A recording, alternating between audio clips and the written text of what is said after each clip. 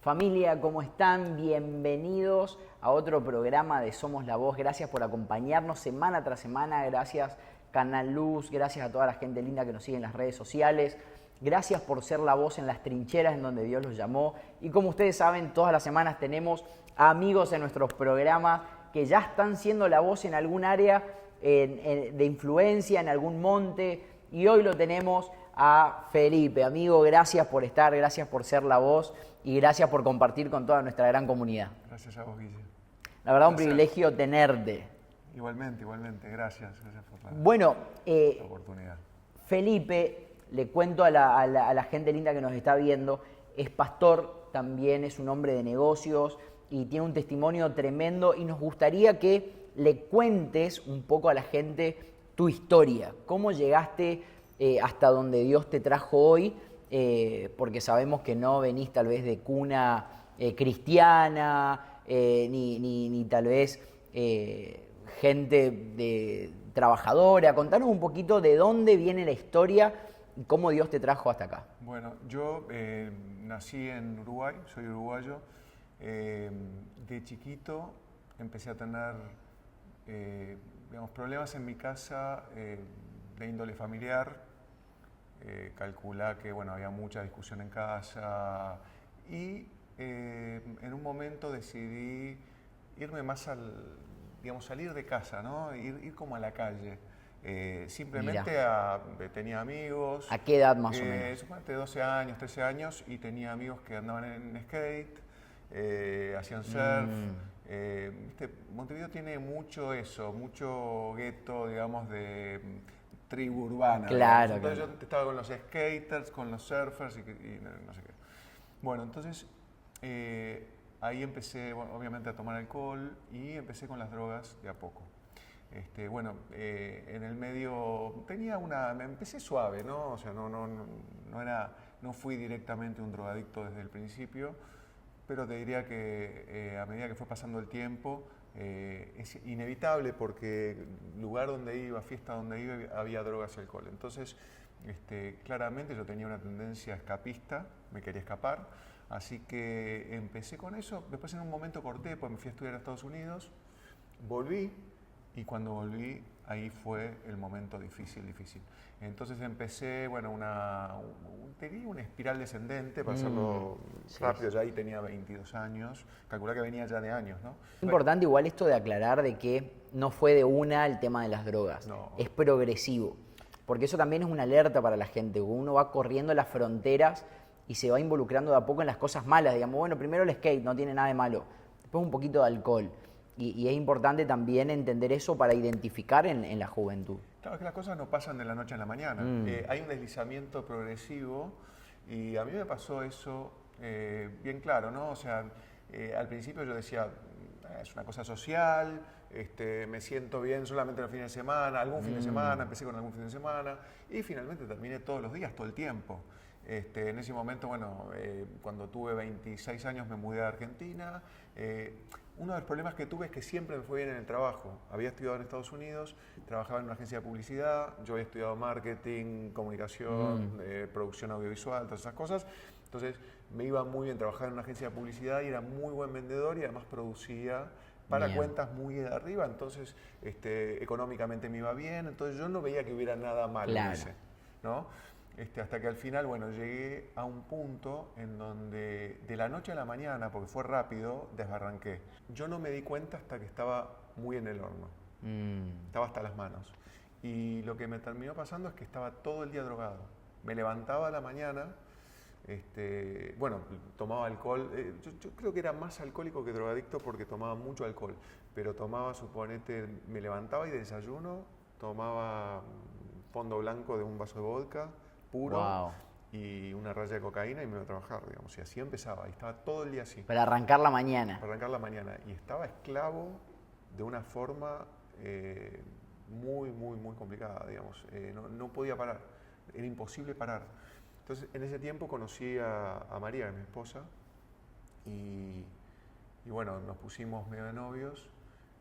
Y rápidamente yo me di cuenta que ella tenía algo especial, pero yo claramente pensaba, yo con alguien que no está en la misma que yo, no puedo estar, no puedo seguir. Entonces yo tengo que hacerla a ella que entre en el tema de las drogas. Entonces la llevé yo a las drogas, ¿no? Wow. Y bueno, ella nunca entró realmente, pero me acompañaba, de hecho. Entonces yo estaba todo el día drogado y ella estaba conmigo. En un momento ella me empezó a hablar del tema drogas, ¿no? Y me empezó a hablar de que yo tenía que dejar y todo. Y yo no le entendía mucho porque estaba tan hasta las manos que no entendía mucho. Y un día me mostró una Biblia. Pero bueno, esto yo medio lo dejé pasar. Y un día llegué, yo no sé si vos tenés en claro, pero digo, para explicar un poco a la audiencia, al que no se drogó nunca, digamos, el tema es el bajón de la cocaína, sobre todo, y del alcohol, es muy terrible. Por eso la gente no puede, por eso la gente se va de gira 3 días y no vuelve, porque vos no puedes parar, o sea, el parar es ir tan abajo que es lo peor que te puede pasar en la vida. Entonces uno trata de conseguir lo que sea para no frenar nunca. Entonces uno deja de dormir. Básicamente yo estaba en esa situación, que de repente no dormía 3 días. Y uno de esos días, y lo que pasa es que cuando uno finalmente baja el nivel de depresión, porque vos pensás que lo que hace la cocaína es darte un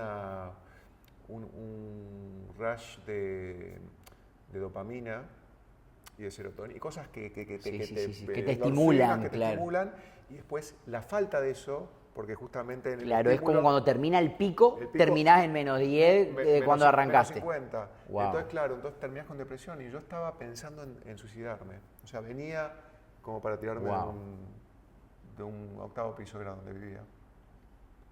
Y llego al departamento, y yo pensaba, me iba a tirar, y me encuentro con María, que estaba ahí justo en mi casa esperándome. Y vos sabés que ahí fue que ella me habló, se dio cuenta y me habló y me dijo, el único que te puede sacar de esto es Jesús. Wow. Yo le dije, mira, Jesús, no sé de qué me hablas.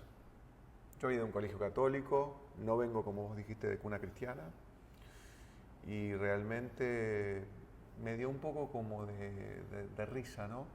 Pero la verdad que estaba tan mal que dije, bueno, acepté ir, pero acepté ir más por María que por lo que ella me dijo, ¿no? O sea, dije, bueno, ella está conmigo, tiene buena onda, me banca, entonces yo voy a hacer algo por ella, y fui a una iglesia. Ahora, esta iglesia es una iglesia muy importante en Buenos Aires, colas de 2 cuadras para entrar. Entonces cuando llegué a la cola no quería entrar, olvídate, no me dije vámonos de acá, no, o sea, ya me quería ir, estaba mal, aparte de un asunto espiritual, ¿no? Exacto. Pero justo apareció alguien, que es una amiga de María, que fue un ángel realmente en ese momento, porque que no sé cómo logró meternos sin que hiciéramos la cola. Sé que habló con alguien y dijo, traigo a alguien nuevo. Claro, si vos estabas un rato más esperando, no entrabas. Me iba. Eso fue un día definitorio. Y vos sabés que entré ahí y me sentaron con los jóvenes.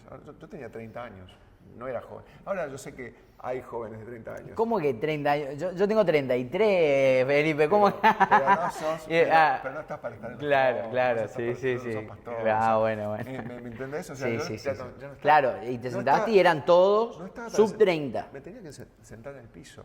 Ya estaba sentado en el piso. Estaba en la iglesia sentado en el piso adelante. Me sentaron en el piso y yo decía, ¿qué hago acá? Claro. Y bueno, y de repente, sin entender qué pasó, me pegó el Espíritu Santo.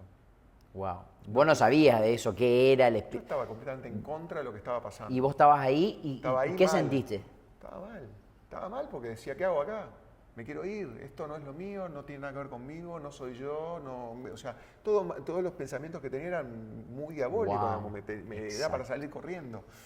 Entonces me pega el Espíritu Santo. Cuando me pegó el Espíritu Santo, tuve una experiencia que nunca más tuve, fue una experiencia única, y fue una experiencia, te digo, prácticamente, sobrenatural, en donde realmente fue como que me tiró al piso, solo, o sea, vos pensás que no hay nada, en este momento había alabanza, el pastor estaba hablando de algo, nada que ver, o sea, no tuvo nada que ver con lo que estaba pasando alrededor, ¿me entendés? O sea, sí, claro, en el lugar... Claro, la atmósfera... estaba el Espíritu Santo, pero yo no... Claro, no es que te tocó lo que predicó, ni que uno vino, te dijo algo, te oró, no, vos estabas ahí y era vos y Dios. Claro, no hubo ningún tipo de asunto emocional en el medio, ni tampoco ningún tipo de administración en el medio. Fue directamente una cosa del Espíritu Santo directo.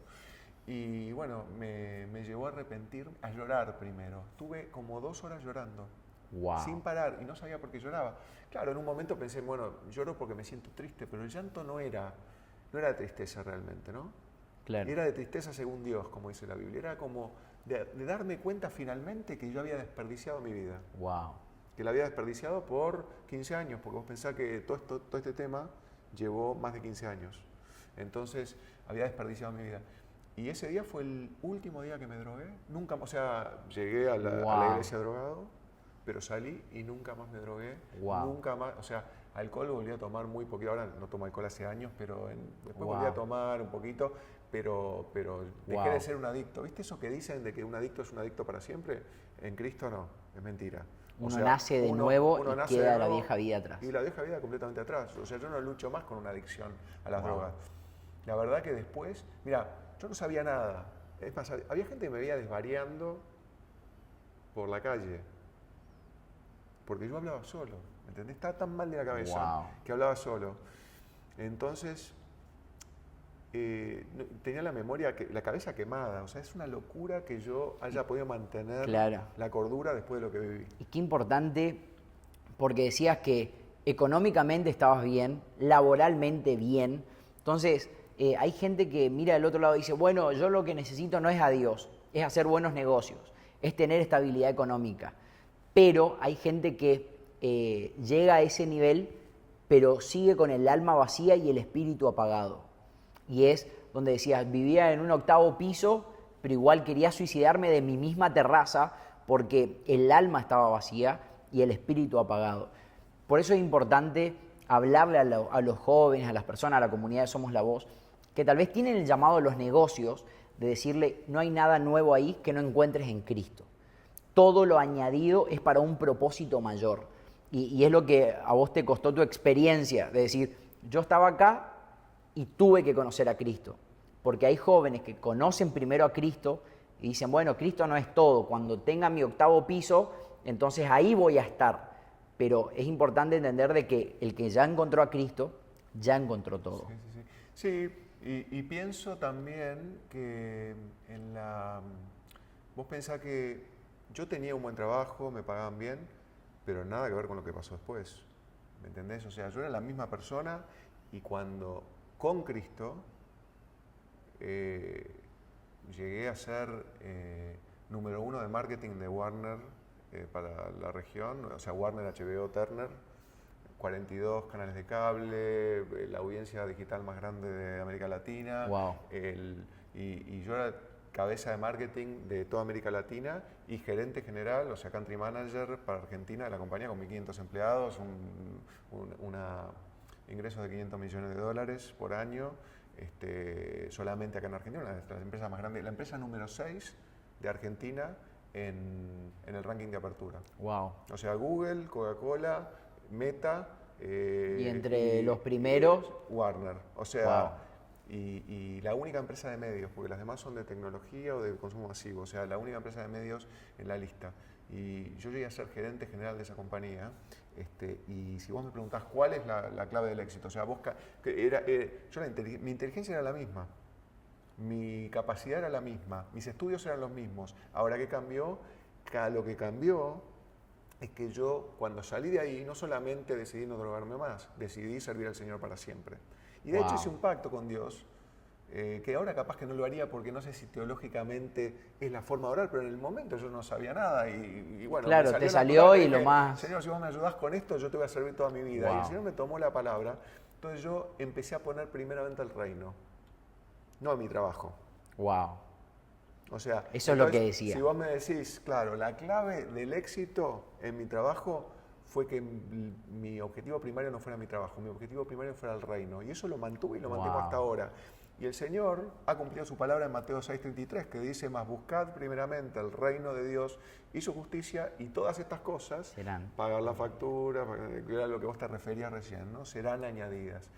Y así fue. Y que las añadiduras de Dios son a nivel Warner, digamos. O sea, Dios te lleva con añadiduras a niveles que independientemente separados de Dios, uno no... Es que yo creo que uno lo llama añadiduras y suenan a cosas chiquitas, pero añadidura quiere decir que uno no se enfoca en eso. Exactamente. Pero son cosas enormes. O sea, yo creo que, a ver, Dios nos conoce, ¿no? nunca nos daría algo que nos hiciera mal. Entonces, el antídoto, para que Dios sepa que a vos no te va a hacer mal lo que te va a dar, es que que tu interés principal no sea ese, porque si tu interés principal es ese, se va a convertir en un ídolo eso. O sea, el trabajo se va a convertir en un ídolo y Dios no quiere tener ídolos en el medio. Entonces, ¿cómo sabe Dios que vos podés prosperar económicamente, por ejemplo? Y tenés que dar, porque si vos das, ese es el antídoto para que tu dinero no se transforme en un ídolo y ahí te puede dar todo el dinero. Wow. ¿Entendés? ¿Cómo sabe No Dios? se desprende. Claro, ¿cómo sabe Dios que te puede dar un muy buen cargo? Y bueno, tiene que entender que eso no va a ser un ídolo para vos. ¿Y cuál es la forma? Que vos le muestres claramente que tu primer prioridad es el reino. Y después viene todo lo demás. Que el trabajo no te define, lo que te define es quién sos, tu identidad. No soy Felipe de Turner, yo soy Felipe de Stefani, no Felipe de Warner o de Turner. Esto fue Turner, después fue la combinación entre Warner y HBO y terminó siendo Warner Media, Warner Brothers Discovery últimamente, ¿no? Entonces, la verdad es que, ¿qué otra cosa hice? Empecé a servir al Señor en mi trabajo. ¿Cómo? Y bueno, yo estaba en una compañía que es una compañía de medios que tiene una cantidad de asuntos que están teñidos por una ideología que no es la nuestra, ¿verdad? Entonces, ¿cuál es la estrategia que Dios me dio? La palabra es infiltración. Como un misionero ahí. Un misionero. ¿Y qué es infiltrar? Es utilizar el hardware que la compañía tiene para inyectarle el software. ¿No? Es mensaje inyectado en el sistema operativo. Le inyectás tu ADN a todo el hardware, ¿no? Y eso funciona de maravilla. Entonces vos me decís, ¿y qué terminé siendo? Terminé siendo el pastor de esa compañía. Wow. ¿Entendés? Con un equipo. ¿Y hablaba todo el día de Dios? No. Pero predicándole a la gente que veía con necesidad. Teníamos 1.500 empleados, todos los días entraba gente a mi oficina con algún problema, podía compartir. Que indirectamente uno todo el tiempo habla de Dios, aunque no hable. Exacto. O sea, tu vida inspira, hombre de familia, con valores, de fe. Entonces eso también enseña y es importante también tener eso como carta, decir, yo predico, aun cuando no hablo. Tengo un amigo que me dice siempre, el hombre es el mensaje. Y yo digo, no, el hombre no es el mensaje, es la palabra de Dios el mensaje. Sí, pero la palabra encarnada. Exacto. En vos es el mensaje. O sea, la palabra que se hace carne, que vos cumplís. Exacto.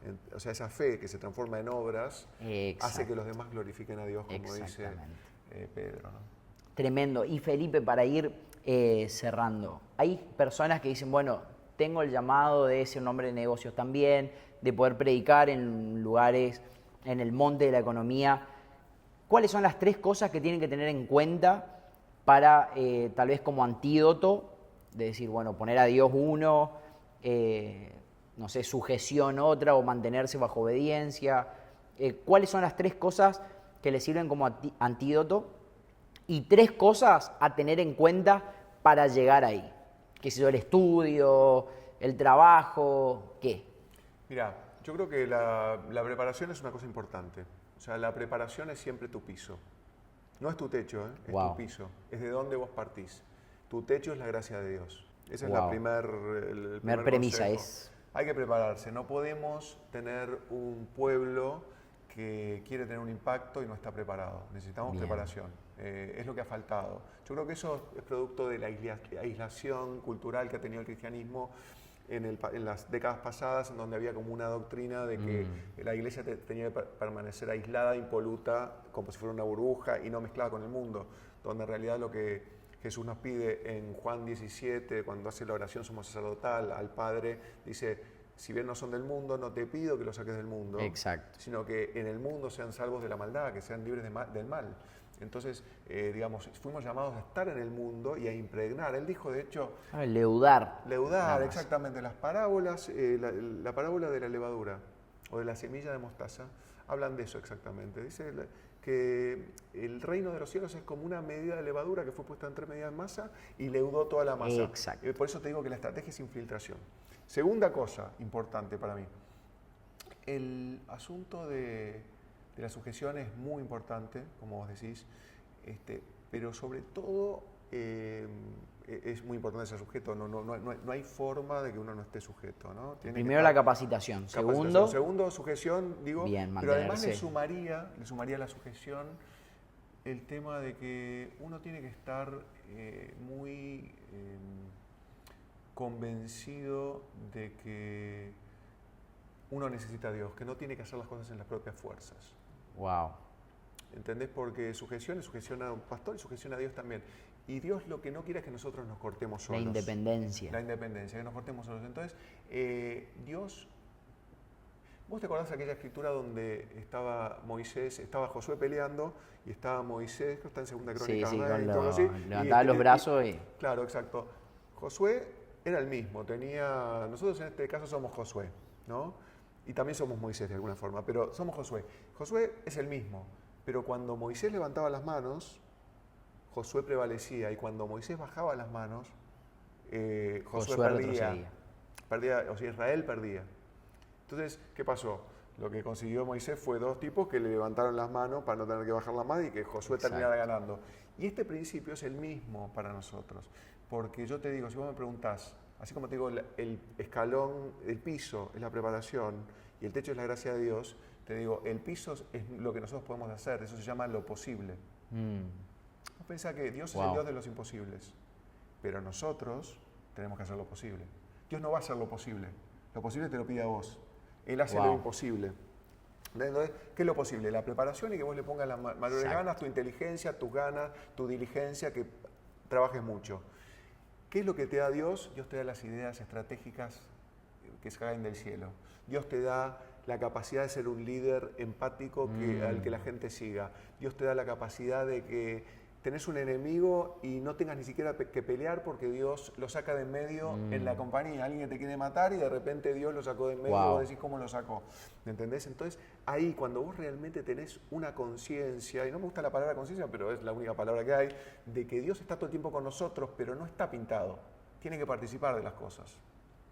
Tiene que participar del trabajo, Dios. Exacto. No puede no participar. No podemos estar trabajando y pensar, yo esto lo hago solo y después voy a la iglesia. Exacto. Dios está en la iglesia y déjame a mí en mi trabajo solo. Exactamente. Entonces Dios quiere ayudarte en tu trabajo. Ese es el segundo principio. ¿Verdad? Y qué importante eso, porque Dios dice, familia, no confíen en su propia prudencia. Exacto. O sea, aunque sean inteligentes, aunque sean capaces, aunque sean buenos en esto, tengan conocimiento, sigan dependiendo de mí, de mi sabiduría, de mi gracia, de mi favor. Y eso está bueno porque uno entiende cuando Dios dice, yo soy la vid, ustedes son los pámpanos. Por más bien que les vaya, separados de mí, nada pueden hacer. Última cosa importante, recursos económicos. Es un tema muy importante. Jesús habló mucho de la plata, mucho del dinero. ¿Por qué? Porque el dinero puede transformarse en un ídolo. Y el amor por el dinero es la raíz de todos los males, según dice Pablo a Timoteo. Entonces, ¿qué es lo que uno se asegura como antídoto? Estar descargándose de la plata. O sea, que sembrando. La plata, claro, que entender que la plata que nosotros generamos es semilla, y es semilla para el reino. Cuando nosotros generamos plata y entendemos que es semilla, y no somos pajaritos, no nos comemos la semilla. Un gorrión se come la semilla, una paloma se come la semilla, pero nosotros no. Pero la semilla sabemos que es para sembrarla. Como un granjero que siembra y sabe que va a crecer la planta, nosotros sembramos. Dios no puede ser burlado. Todo lo que el hombre sembrare, eso cosechará. Entonces, el asunto es, si vos tenés claro eso es un buen antídoto, porque Dios no te va a dar plata si sabe que la plata te va a hacer mal. Porque Dios te quiere proteger de todo. Entonces, ese es el mayor antídoto. Si vos me preguntás qué he hecho yo con la plata, y nosotros con María hemos tenido una política de sembrar hasta el 60% de nuestro sueldo, no el 10%. A mí me preguntan, ¿y el diezmo está vigente? Claro. Yo digo, mirá, las necesidades del templo no han cambiado en nada, pero yo creo que Dios, así como Jesús levantó la vara en todo el Sermón del Monte, en Mateo 5. Exacto. Él levanta la vara, dice, viste que fue dicho esto, pero yo os digo más. Exacto. Más me dice, así también creo que levantó la vara en ese tema. Él dijo lo que cada uno se proponga en su corazón, ¿no? Y lo que cada uno se proponga en su corazón, para mí es mucho más que el 10%. O sea, yo siempre tuve como política sembrar. Y eso me di cuenta, ¿sabes cuál es la gran verdad? Dios no es deudor de nadie. Nunca podés, Dios no puede quedarte debiendo. Iría contra su gloria, afectaría su nombre. No puede quedarte debiendo plata. Imposible. Exacto. Imposible. Y cuando vos lo haces a uno de los más pequeños, se lo haces a él. Entonces, sembrar. Wow. Eso es el gran antídoto. Tremendo. Felipe, gracias por tu tiempo, gracias por compartir tu experiencia, tu corazón con toda nuestra gran comunidad de Somos la Voz. Muchas gracias a vos, Guillermo, y un gran saludo a la audiencia. Eso, bueno familia, gracias por estar, gracias por ser la voz en las trincheras, sigamos rugiendo que este es el tiempo de romper barreras y seguir expandiendo el reino. Familia, nos vemos la semana que viene con más Somos la Voz. Que Dios los bendiga.